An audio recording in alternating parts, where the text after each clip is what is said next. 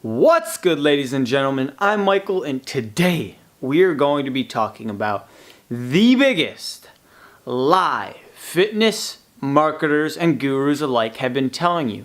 And the reason I'm putting lie in quotations is because it isn't actually a lie, but there is a very common underlying fundamental misunderstanding as to what this principle entails and what it actually means, right? Have you ever heard that if you want to build muscle, you gotta train at those lower rep ranges, that 1 to 6 rep range? And if you want to build muscle, you gotta train at those higher rep ranges, that 8 to 20 rep range. We've all heard this before, right? But what you're going to see is that this is not as clear cut as this approach makes it sound.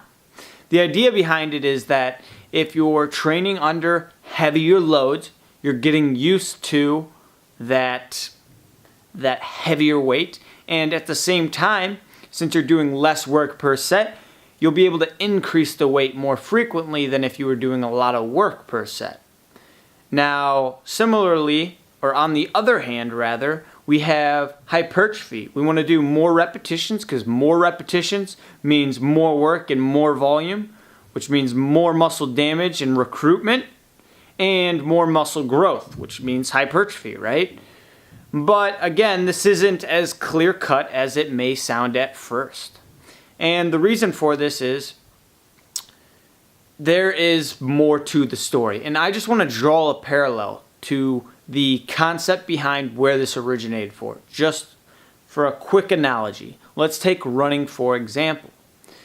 If I ask you, who is the fastest runner? A marathon runner or a sprinter? You're going to more than likely tell me a sprinter. Why? Because when you're thinking who's the fastest, you're thinking who's the fastest right now, who's the most explosive. And when we talk about strength, people oftentimes will think of 1 rep max. Who's the best at maxing out? Now, fastest is subjective into the particular distance that we're running. So who is the fastest? Well, it depends. Are we talking over a short distance where it would be the sprinter, or a long distance where it would be the marathon runner? Similarly, this has direct transfer over to the weightlifting. A marathon runner is going to run primarily distance, and a sprinter is going to work primarily with sprints, right? They're going to work primarily at their niche. And this is the same thing with weightlifting. In other words, whatever repetitions or distance you're running or lifting at is what you're conditioning your body to be better at.